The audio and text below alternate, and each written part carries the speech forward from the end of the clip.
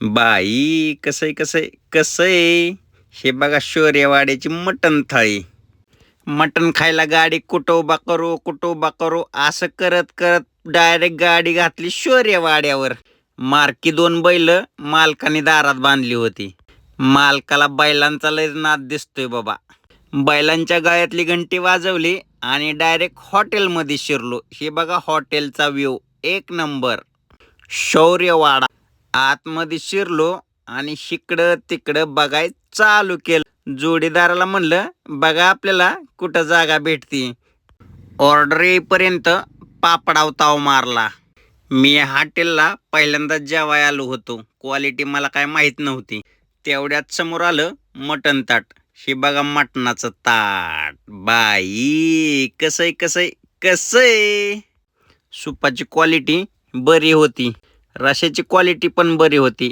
मटण पण छान होतं. मग काय पोट भरून खाल्लं आणि बिल भरून निघून